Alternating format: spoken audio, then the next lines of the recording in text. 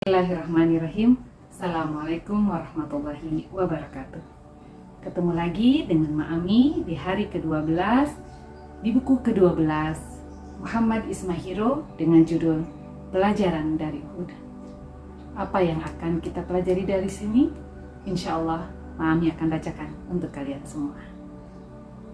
Pelajaran dari Uhud. Di lereng Gunung Uhud, pasukan Muslim yang hanya tersisa 700 orang segera bersiap. Di antara mereka ada Rafi bin Khadij dan Samrah bin Jundab, pemuda 15 tahun yang sebelumnya sudah diminta pulang ke Madinah karena masih terlalu belia.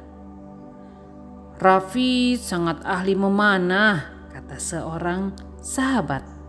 Tak mau kalah, Samrah pun berkata kepada Rasulullah, "Aku lebih kuat dari Rafi karena aku pernah mengalahkannya." Akhirnya Rasulullah mengizinkan Rafi dan Samrah ikut berperang. Hebat ya, meski masih muda, mereka membuktikan cinta mereka kepada Allah dan Rasul-Nya. Rasulullah Shallallahu Alaihi Wasallam membagi pasukan Muslim menjadi beberapa regu. Regu para pemanah ulung berjumlah 50 sahabat yang dipimpin oleh Abdullah bin Jubair. Mereka ditempatkan di atas bukit. "Tetaplah di posisi kalian dan jagalah sisi belakang kami.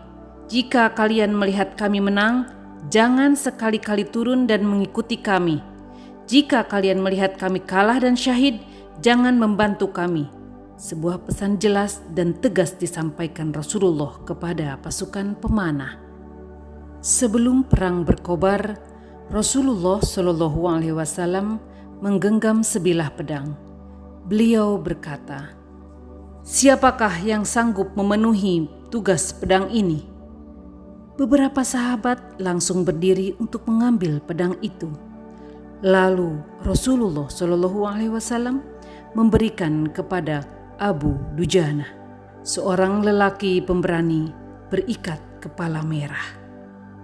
Kaum perempuan turut berperan dalam perang Uhud.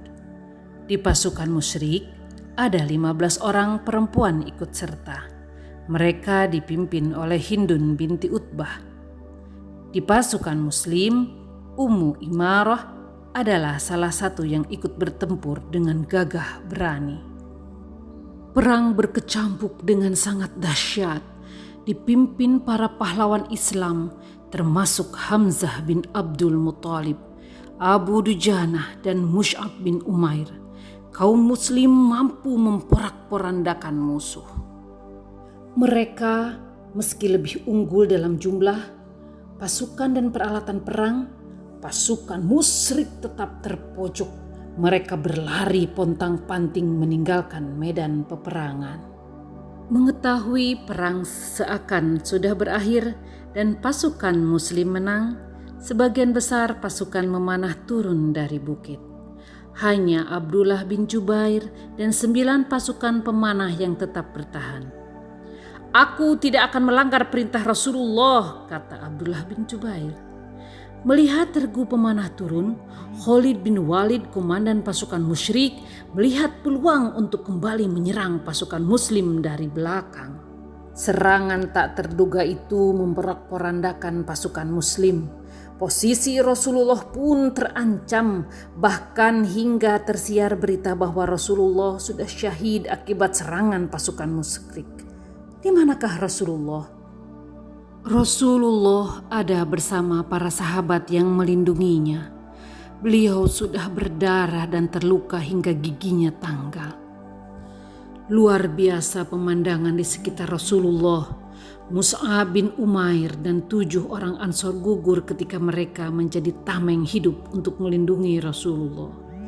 Sa'ad bin Abi Waqqas dan Tolhah bin Ubaidillah berjuang mati-matian melindungi Rasulullah.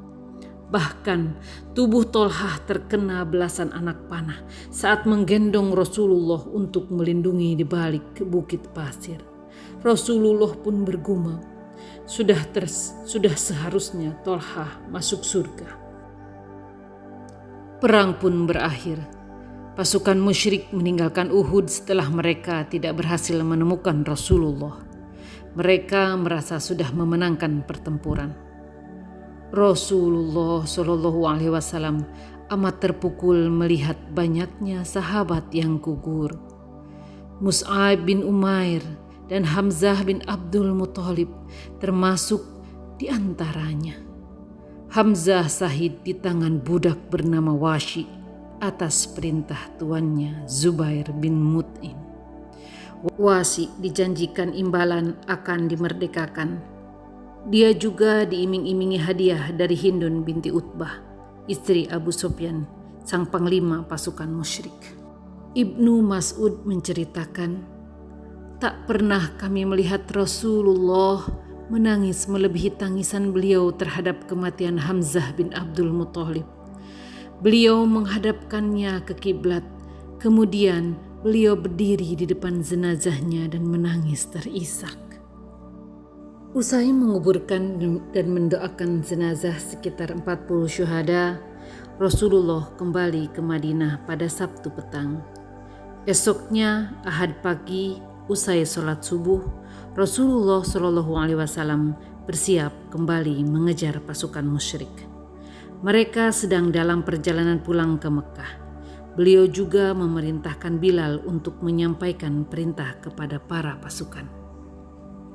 Tidak ada yang boleh ikut bersama kami kecuali yang kemarin berperang di Uhud, kata Rasulullah. Masya Allah, rasa lelah belum lagi sirna. Luka yang dialami Rasulullah dan para sahabat tentu masih terasa. Akan tetapi, semua bersiap dan taat pada perintah Rasulullah. Mereka berangkat kembali untuk mengejar dan berperang dengan pasukan musyrik. Mereka mendirikan tenda di daerah Hamraul Asad.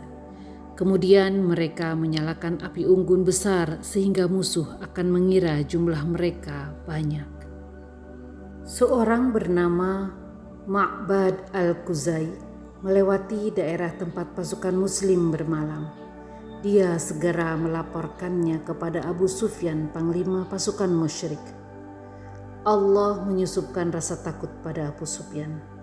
Dia dan pasukannya segera pergi agar tidak dapat dikejar oleh pasukan muslim.